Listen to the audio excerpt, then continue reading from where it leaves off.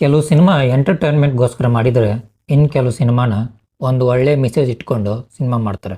ಆದರೆ ಈ ಸಿನಿಮಾದಲ್ಲಿ ಎಂಟರ್ಟೈನ್ಮೆಂಟ್ ಜೊತೆಗೆ ಶಂಕರ್ ಅವರು ತಮ್ಮದೇ ಶೈಲಿಯಲ್ಲಿ ಒಳ್ಳೆ ಮೆಸೇಜ್ ಇಟ್ಕೊಂಡು ಮಾಡಿದ್ದಾರಂದರೆ ತಪ್ಪಾಗಲ್ಲ. ಗೇಮ್ ಚೇಂಜರ್ ಇದು ಶಂಕರ್ ನಿರ್ದೇಶನದ ಮತ್ತು ರಾಮ್ ಚರಣ್ ಅವರ ನಟನೆಯ cinema. Don't judge a book by it's cover.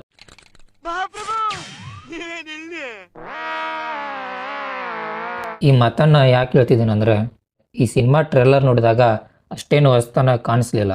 ಮತ್ತೆ ಅದೇ ಪಾಲಿಟಿಕ್ಸ್ ಇಟ್ಕೊಂಡು ಮಾಡಿರೋ ಸಿನಿಮಾ ಅಂತ ಅಂದ್ಕೊಂಡೆ. ಆದರೆ ಸಿನಿಮಾ ನೋಡಿದಾಗ ಆ ಥಾಟ್ ಚೇಂಜ್ ಆಯಿತು ಅಂತ ಹೇಳೋಕ್ಕೆ ಇಷ್ಟಪಡ್ತೀನಿ. ಇಲ್ಲಿ ಕತೆ ಸ್ವಲ್ಪ ಹಳೆಯದು ಅನ್ನಿಸ್ಬೋದು, ಆದರೆ ಇಲ್ಲಿ ಶಂಕರ್ ಅವರು ತಾವು ಹೇಗೆ ಜನರಿಗೆ ಈ ಕಥೆಯನ್ನು ಮುಟ್ಟಿಸಬೇಕು ಅಂತ ತಿಳ್ಕೊಂಡಿದ್ದಾರೆ. ಸ್ವಲ್ಪ ಟ್ವಿಸ್ಟ್ ಮತ್ತು ಒಳ್ಳೆಯ ಎಕ್ಸಿಕ್ಯೂಷನ್ ಇಟ್ಕೊಂಡು ಸಿನಿಮಾ ರನ್ ಆಗುತ್ತೆ. ನನಗೆ ಅದು ಪರ್ಸ್ನಲಿ ತುಂಬ ಇಷ್ಟ ಆಯಿತು.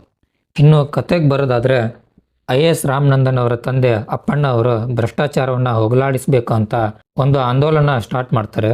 ಅದು ಮುಂದೆ ಅವರಿಗೆ ರಾಜಕೀಯಕ್ಕೆ ಬರೋ ಹಾಗೆ ಮಾಡುತ್ತೆ. ಶುದ್ಧವಾಗಿರೋ ವ್ಯಕ್ತಿ ರಾಜಕೀಯಕ್ಕೆ ಬಂದರೆ ಅವನು ಕೂಡ ಅಶುದ್ಧ ಆಗ್ತಾನೆ ಅಂತ ಅಪ್ಪಣ್ಣವ್ರಿಗೆ ಮೊದಲೇ ಗೊತ್ತಿತ್ತು. ಆದರೂ ಕೂಡ ಈ ಅಶುದ್ಧವನ್ನು ತೊಳಿಬೇಕು ಅಂತ ರಾಜಕೀಯಕ್ಕೆ ಬರ್ತಾರೆ. ಆದರೆ ಮುಂದೆ ಅವ್ರ ಕಡೆ ಅವರೇ ತುಂಬ ನಂಬಿಕೆಯ ವ್ಯಕ್ತಿನೇ ಅವ್ರಿಗೆ ಮೋಸ ಮಾಡಿ ಅಪ್ಪಣ್ಣ ಅವ್ರನ್ನ ಕೊಂದ್ಬಿಡ್ತಾರೆ. ಅದು ಯಾಕೆ, ಯಾವ ಕಾರಣಕ್ಕೆ ಅಂತ ನೀವು ಸಿನಿಮಾ ನೋಡಿನೇ ತಿಳ್ಕೋಬೇಕು. ಮುಂದೆ ಅಪ್ಪಣ್ಣವರ ಮಗನಾದ IAS ರಾಮನಂದನ್ ಅವರು ಈ ಭ್ರಷ್ಟ ರಾಜಕಾರಣಿಗಳ ವಿರುದ್ಧ ಯಾವ ರೀತಿ ಹೋರಾಡ್ತಾರೆ ಅನ್ನೋದೇ ಈ ಸಿನಿಮಾದ 1 ಲೈನ್ ಅಲ್ಲ, 2 ಲೈನ್ ಸ್ಟೋರಿ.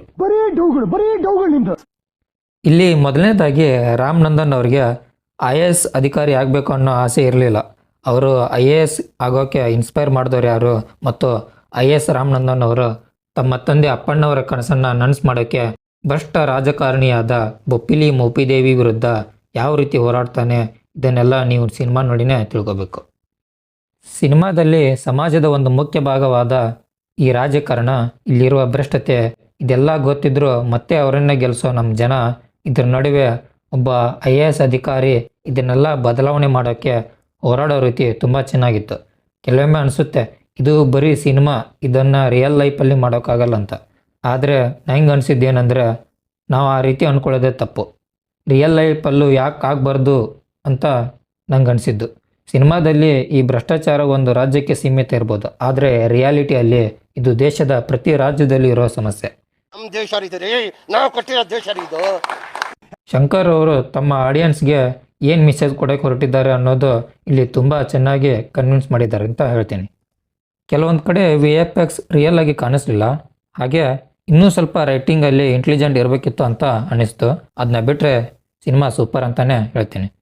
ಸೊ ಈಗ ನಿಮಗೆ ಗೊತ್ತಾಗಿರುತ್ತೆ ನಾನು ಯಾಕೆ ಮೊದಲು don't judge a book by it's cover ಅಂತ ಹೇಳಿದೆ ಅಂತ. ಸೊ ಇದಾಗಿತ್ತು ಈ ಒಂದು ಸಿನಿಮಾದ ರಿವ್ಯೂ. ಇನ್ನು ನೀವು ಈ ಸಿನಿಮಾವನ್ನು ನೋಡಿದರೆ ನಿಮ್ಗೇನು ಅನ್ನಿಸ್ತು ಅಂತ ಕೆಳಗಡೆ ತಿಳಿಸಿ. ಹಾಗೆ ಈ ಒಂದು ರಿವ್ಯೂ ಇಷ್ಟ ಆಗಿದ್ದರೆ ಲೈಕ್ ಮಾಡಿ, ಇಲ್ಲ ಖಂಡಿತವಾಗಿಯೂ ಡಿಸ್ಲೈಕ್ ಮಾಡಿ ಅಂತ ಹೇಳ್ತಾ ಮತ್ತೆ ಸಿಗೋಣ.